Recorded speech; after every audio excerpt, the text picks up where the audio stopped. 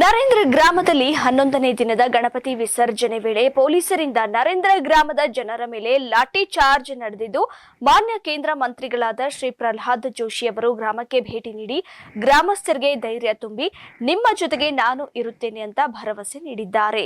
ಹೌದು, ಈ ಒಂದು ಸಂದರ್ಭದಲ್ಲಿ ಕರ್ನಾಟಕ ರಾಜ್ಯದ ವಿರೋಧ ಪಕ್ಷದ ಉಪನಾಯಕರಾದ ಶ್ರೀ ಅರವಿಂದ್ ಬೆಲ್ಲದ್, ಮಾಜಿ ಶಾಸಕರಾದ ಶ್ರೀ ಅಮೃತ್ ದೇಸಾಯಿ, ಧಾರವಾಡ ಜಿಲ್ಲೆ ಎಸ್ಪಿಯಾದ ಶ್ರೀ ಗಂಜನ್ ಆರ್ಯ, ಡಿವೈಎಸ್ಪಿ ಶ್ರೀ ವಿನೋದ್ನವರು ಹಾಗೂ ಸಿಪಿಐರಾದ ಶ್ರೀ ಮುರುಗೇಶ್ ಚೆನ್ನಣ್ಣವರ ಹಾಗೂ ಧಾರವಾಡ ತಾಲೂಕು ತಹಸೀಲ್ದಾರರು, ತಾಲೂಕು ಪಂಚಾಯಿತಿ ಕಾರ್ಯನಿರ್ವಾಹಕ ಅಧಿಕಾರಿಗಳು, ಇಒ ಹಾಗೂ ನರೇಂದ್ರ ಗ್ರಾಮದ ಗ್ರಾಮಸ್ಥರು ಹಾಗೂ ಇನ್ನುಳಿದ ಅಧಿಕಾರಿ ವರ್ಗದವರು ಉಪಸ್ಥಿತರಿದ್ದರು. ನರೇಂದ್ರದಲ್ಲಿ ಬಂದು ಗಲಾಟೆ ಆಗಲಿಕ್ಕೆ ಜನ ಕಾರಣಲ್ಲ, ನಿಮ್ಮೇಲೆ ಇಲ್ಲಿನ ಸಿಪಿಐ ಕಾರಣ ಆಗಿದ್ದಾರೆ. ಬೇರೆ ಕಡೆ ಎಲ್ಲ ಸಾಕಷ್ಟು ಟೆನ್ಷನ್ ಆಯಿತು. ಇಲ್ಲಿ ಒಂದು ಕಡೆನೂ ಅದು ಹುಬ್ಳಿ ಧಾರವಾಡದಾಗಿರಲಿ, ಧಾರವಾಡ ಜಿಲ್ಲೆಯ ಗ್ರಾಮಾಂತರದಾಗಿರಲಿ, ಎಲ್ಲೂ ಹಿಂದೂ ಮುಸ್ಲಿಂ ಗಲಾಟೆ ಆಗಿಲ್ಲ. ಮತ್ತು ಇಲ್ಲಿದ್ದಂಥವರು 16 ಗಣಪತಿಯಲ್ಲಿ 14 ಗಣಪತಿಯವರು ಡಿಜೆ ಹಾಕಿಲ್ಲ, 2 ಗಣಪತಿಯವರು ಡಿಜೆ ಹಾಕಿ ಅವರವರು ನಾವು ಹೋಗ್ತೀವಿ ಅಂತ ಹೇಳಿದಾಗೂ ಸಹಿತ ಗದ್ದಲ ಆಗ್ತದ ಅಂತ ತಿಳ್ಕೊಂಡು ಲಾಠಿ ಚಾರ್ಜ್ ಮಾಡ್ತೀವಿ ಅಂತ ಹೇಳಿದ್ರ ಇದಕ್ಕಿಂತ ಹುಚ್ಚುತನ ಮತ್ತೊಂದೇನೂ ಇಲ್ಲ. ಇದು ಹುಚ್ಚುತನ ಅಲ್ಲಾರ್ದಷ್ಟು ಬೇರೆ ಏನಿಲ್ಲ. ಇದರಲ್ಲಿ ಬರೀ ಹುಚ್ಚುತನ ಇಲ್ಲ, ದುಷ್ಟತನೂ ಇದೆ. ಹಾಗಾಗಿ ನಮ್ಮ ಸ್ಪಷ್ಟ ಡಿಮಾಂಡ್ ಅದ, ಇವರಿಬ್ಬರು ಪೊಲೀಸ್ ಕಾನ್ಸ್ಟೇಬಲ್ನ ಮತ್ತು ಆ ಸಿಪಿಐನ ಯಾವುದೇ ಕಾರಣ ಇರಲಾರ್ದೆ ಏನು ಜನರ ಮೇಲೆ ಅಪ್ರಚೋದಿತವಾಗಿ ಯಾವುದೇ ರೀತಿಯಾದಂತಹ ಅವಕಾಶ ಇರಲಾರ್ದಂತಹ ಸಂದರ್ಭದಲ್ಲಿ ಏನು ಬಂದು ಹೊಡೆದು ಅನ್ಯಾಯ ಮಾಡಿದ್ದಾರೆ. ಮತ್ತು ಇವತ್ತಿಗೂ ಸಹಿತ ಘಟನೆ ಆದ ಮರುದಿವಸ ಬಂದು ಇಬ್ಬರು ಪೊಲೀಸ್ ಕಾನ್ಸ್ಟೇಬಲ್ ಬಂದು ಜನರು ಬಂದು ಹೆದರಿಸಿದ್ದಾರೆ. ಹೆದರಿಸಾರಿಲ್ಲ, ಹೆದರಿಸಿದ ಫೋಟೋ ಕಳಿಸ್ಕೊಟ್ಟು SP ಸಾಹೇಬ್. ಹಾಗಾಗಿ ನಾನು ಪೊಲೀಸ್ ವರಿಷ್ಠಾಧಿಕಾರಿಗಳ ಬಗ್ಗೆ ಒಂದು ಮಾತು ನಿಮ್ಗೆ ಹೇಳ್ತೇನೆ. ಇವರು ಇಲ್ಲಿವರೆಗೆ ನನಗೆ ಬಂದಿರೋ ಮಾಹಿತಿ ಪ್ರಕಾರ ಇವರು ಒಬ್ಬ ದಕ್ಷ ಅಧಿಕಾರಿಯಾಗಿದ್ದಾರೆ. ಆದ್ರೆ ನಿಮ್ ಕೆಳಗಡೆ ಇದ್ದಾರಲ್ಲ, ಇವರು ಸರಿ ಇಲ್ಲ. ಇವರು ಸ್ಪೆಷಲಿ ಈ ಸಿಪಿಐ ಇವನಿಗೆ ಇದು ಅಷ್ಟೇ ಅಲ್ಲ, ಬರೀ ಇದು ಒಂದರಲ್ಲೇ ಅಲ್ಲ, ಇಲ್ಲಿ ಯಾವುದೇ ಅಧಿಕಾರಿ, ನಾನು ಇದನ್ನು ಒಂದು ಹಂತಕ್ಕೆ ಹೋಗ್ತೇನೆ, ಅಧಿಕಾರದಲ್ಲಿ ಇರೋರು ಕೆಲವೊಂದಿಷ್ಟು ಕೆಲಸಗಳನ್ನು ನಿಮ್ ಕಡೆ ಹೇಳಿ ಮಾಡಿಸ್ತಾರೆ. ಆದ್ರೆ ತೀರಾ ಒನ್ ಸೈಡೆಡ್ ಒಬ್ಬ ಪಾರ್ಟಿಯ ಕಾರ್ಯಕರ್ತನಂತ ಏನು ಕೆಲಸ ಮಾಡ್ತಾ ಇದ್ದಲ್ಲ, ಇದನ್ನು ಸಹಿಸಲಿಕ್ಕೆ ಸಾಧ್ಯವೇ ಇಲ್ಲ ಅನ್ನುವಂತ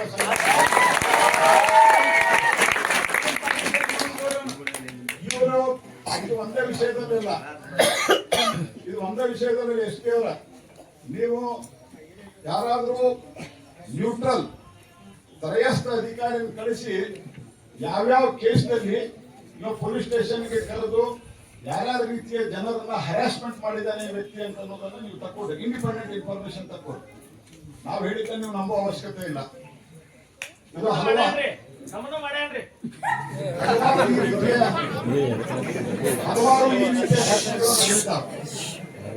ಮತ್ತು ಧಾರವಾಡ ಜಿಲ್ಲೆ ಮತ್ತು ಹುಬ್ಬಳ್ಳಿ ಧಾರವಾಡ ನಗರ, ನಾನು ಬಹಳ ವಿನಮ್ರವಾಗಿ ನಿಮ್ಗೆ ಹೇಳಲಿಕ್ಕೆ ಬಯಸ್ತಿದ್ದೇನೆ.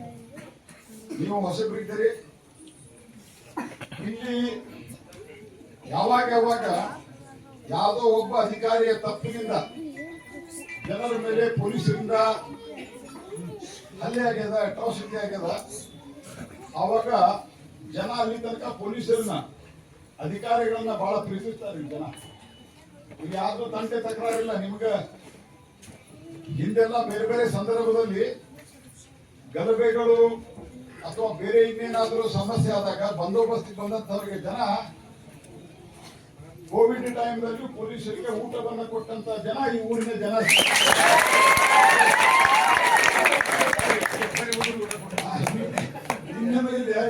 ಊಟ ಕೊಟ್ಟಾರ, ಊಟ ಕೊಟ್ಟು ದೊಡ್ಡದಲ್ಲ. ನಮ್ಮ ಹಳ್ಳಿ ಜನ ಹೇಗಿದ್ದಾರೆ ಅಂತಂದ್ರ ಅವ್ರ ಮನೆಯಲ್ಲಿ ಒಂದ ರೊಟ್ಟಿ ಇತ್ತಂದ್ರೆ ಅರ್ಧ ರೊಟ್ಟಿ ಹಂಚಿ ತಿನ್ನುವಂತ ಜನ, ಒಳ್ಳೆ ಜನ ಇದ್ದಾರ. ಆದ್ರೆ ಯಾವಾಗ ಅನಗತ್ಯವಾಗಿ ಜನ ಶಾಂತಿ ರೀತಿಯಿಂದ ಇದ್ದಾಗೂ ಸಹಿತ ಅನಗತ್ಯವಾಗಿ ಪೊಲೀಸರು ಹಲ್ಲೆ ಮಾಡುವಂತದ್ದು, ಲಾಠಿ ಚಾರ್ಜ್ ಮಾಡುವಂತದ್ದು, ಟಾರ್ಗೆಟ್ ಮಾಡುವಂತದ್ದು ಮಾಡಲ್ಲ, ಜನ ಸಿಡಿದೆದ್ದು ನಿಂತಿದ್ದಾರೆ ಅನ್ನುವಂತ ಸಂಗತಿಯನ್ನು ನಾವು ಮರಿಬಾರದು ಅನ್ನುವಂಥದ್ದು 1992 ನಾನು ಅವತ್ತಿನ ಪೊಲೀಸ್ ಕಮಿಷನರ್ಗೆ ಹೇಳಿದೆ, ಇದು ಈದ್ಗಾ ಮೈದಾನ ಇದು ಪಬ್ಲಿಕ್ ಪ್ರಾಪರ್ಟಿ, ಈ ಪಬ್ಲಿಕ್ ಪ್ರಾಪರ್ಟಿಲಿ ನೀವ ಧ್ವಜ ಹಾರಿಸ ಅಂತ ಹೇಳಿದ್ರಿ, ಈಗ ನೀವ ಬೇಡ ಅಂತ ಹೇಳ್ತೀರಿ, ಇದು ಒಳ್ಳೇದಲ್ಲ, ಇದು ಮಾಡ್ಬೇಡ್ರಿ ಅಂತ. ನನಗೆ ಅವಾಗ 30 ವರ್ಷ. ನನಗೆ ಕೇಳಿದ್ರು ನೀ ಯಾರು ಹೇಳಮ್ಮ ಅಂತ ಹೇಳಿ. ನಾನು ಅವತ್ತ ಕಮಿಷನರ್ ಹೇಳಿದ್ದೆ, ನೀಲಮ್ ಅಚ್ಯುತರಾವ್ ಅಂತ ಹೇಳಿದ್ರೆ, ಈ ಶಬ್ದ ಅಚ್ಯುತರಾವ್ ನಿಮ್ಗೆ ಬಹಳ ಕಾಸ್ಟ್ಲಿ ಬರ್ತದೆ ಅಂತ ಹೇಳಿ, ನಿಮ್ಗೆ ಬಹಳ ತುಟ್ಟಿ ಆಗ್ತದೆ ಅಂತ ಹೇಳಿ. ನಾವು ಪ್ರತಿ ವರ್ಷ ಸಾವಿರಾರು ಜನ ಪೊಲೀಸರು ನಿಲ್ಲಿಸ್ತಿದ್ರು. ಪ್ರತಿ ವರ್ಷ ಪೊಲೀಸ್ ಕಾರಿಡಾರ್ ನಾವು ಮುರಿದು ಹೋಗಿ ಧ್ವಜವನ್ನು ಹಾರಿಸಿದಂತ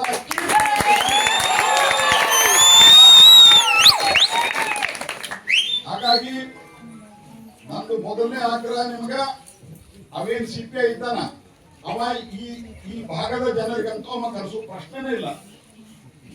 ಅಷ್ಟಂತೂ ನಿಮ್ಗೆ ಅಧಿಕಾರ ಇದ್ದೇ ಇರ್ತದೆ. ಈ ಕೆನಾಟ್ ಇಂಟರ್ಫಿಯರ್ ಯಾರು ಅಲ್ಲಿ ನೀವು ಈ ಪೊಲೀಸ್ ಸ್ಟೇಷನ್ ಇದ್ದು ಈ ಏರಿಯಾದ ಟೆಂಪರರಿ ಬೇರೆದವ್ರು ಕೊಡ್ರಿ, ಎನ್ಕ್ವೈರಿ ಮಾಡ್ರಿ, ಮತ್ತೆ ಅವ್ನು ಸಸ್ಪೆಂಡ್ ಮಾಡ್ರಿ. ಮತ್ತು ಆ ಇಬ್ಬರು ಪೊಲೀಸ್ ಕಾನ್ಸ್ಟೇಬಲ್ ಏನಿದ್ದಾರ, ಯಾರು ದೇವಸ್ಥಾನದ ಕಟ್ಟಿ ಮೇಲೆ ಕೂತು ಯಾರ್ದೋ ಮೊಬೈಲ್ ತಗೊಂಡ್ಬಂದು ತಮ್ಮ ಪರವಾಗಿ ಕಾಮೆಂಟ್ ಹಾಕ್ಸ್ಕೊಂಡಾರ, ಅವ್ರದ್ದೆಲ್ಲ ರೆಕಾರ್ಡ್ ಇದೆ. ಆ ರೆಕಾರ್ಡ್ಗಳನ್ನ ಪರಿಶೀಲನೆ ಮಾಡಿ ಅವ್ರನ್ನೂ ಸಸ್ಪೆಂಡ್ ಮಾಡಿ. ಮತ್ತೊಮ್ಮೆ ಹೇಳ್ತೀನಿ, ಎಸ್ ಪಿ ಅವರ ನಮಗೆ ಪೊಲೀಸರ ಬಗ್ಗೆ ಆಗ್ಲಿ, ಇವರು ಇದ್ದಾರೆ ನಮ್ಮ ಚಂದ್ರಣ್ಣ ಅವರು, ಇವ್ರು 8 ವರ್ಷದಿಂದ ಇಲ್ಲೇ ಇದ್ದಾರೆ. ಇಲ್ಲೂ ಮಾಡ್ಯಾರ, ಯಾರ ನೋಡಿ ಅಂತ ತಕರಾರಿಲ್ಲ. ಇವರು ಕಾಂಗ್ರೆಸ್ ಇದ್ದಾಗೂ ಇದ್ದಾರೆ, ಬಿಜೆಪಿ ಇದ್ದಾಗೂ ಇದ್ದಾರೆ. ತಂಡ ತಕರಾರಿದ್ದಾರೆ, ಕಾಂಗ್ರೆಸ್ ಬಿಟ್ಟು ಬಂದಿದ್ದಲ್ಲ, ಬಿಜೆಪಿ ಬಿಟ್ಟು ಬಂದಿಲ್ಲ. ಇವರು ಮುಗ್ದಿದ್ದಾರೆ. ಇವರೆಲ್ಲ ಸಣ್ಣವರಿದ್ದಾಗಿಂದ ಬರ್ತಾನೆ.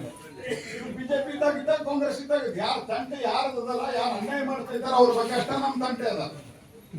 ಆ ಕಾಲದಾಗೂ ಇವ್ರು ಇದ್ರು, ಅವಾಗೂ ಕಾಂಗ್ರೆಸ್ನವ್ರನ್ನ ಸಂಭಾಳಿಸ್ತಾರೆ, ಬಿಜೆಪಿ ಅವ್ರನ್ನ ಸಂಭಾಳಿಸ್ತಾರೆ. ಕಾಂಗ್ರೆಸ್ ಅಧಿಕಾರದ ಬಿಜೆಪಿ ಅವ್ರನ್ನು ಸಂಭಾಳಿಸ್ಬೇಕು, ಕಾಂಗ್ರೆಸ್ ಅವ್ರನ್ನು ಸಂಭಾಳಿಸ್ಬೇಕು. ಇದು ಪೊಲೀಸರ ನೀತಿ ಆಗ್ಬೇಕು. ಇವ ಮಾತ್ರ ಒಂದ್ ಸೈಡೆಡ್ ಇದ್ದಾನೆ. ಇವ ಮುದ್ದಾಮ್ ಹಿಡ್ಕೊಂಡು ಹೋಗೋದು, ಆಸ್ತಿ ಜಗಳದ ಕೈ ಹಾಕುದು, ಇಂಥ ಎಲ್ಲ ಉದ್ಯೋಗ ಮಾಡ್ತಾನೆ. ಇದು ಯಾವ ಕಾರಣಕ್ಕೂ ಸಹಿಸಲಿಕ್ಕೆ ಸಾಧ್ಯ ಇಲ್ಲ. ಮತ್ತು ನಾವು ಇದನ್ನ ಅತ್ಯಂತ ಉಗ್ರವಾಗಿ ಖಂಡಿಸ್ತೀವಿ. ಮತ್ತು ಅವ್ರ ಮೇಲೆ ಕ್ರಮ ತೆಗೆದುಕೊಳ್ಳಿಲ್ಲ ಅಂತಂದ್ರೆ ನಾವು ಖಂಡಿತವಾಗಿಯೂ ಮುಂದಿನ ಹೋರಾಟದ ರೂಪರೇಷೆಯನ್ನು ನಾವು ಮಾಡ್ತೀವಿ ಅನ್ನುವಂತ ಸ್ಪಷ್ಟತೆ. ಹಲವಾರು ವರ್ಷಗಳಿಂದ ಲೋಕಸಭಾ ಸದಸ್ಯನಾಗಿದ್ದೇನೆ.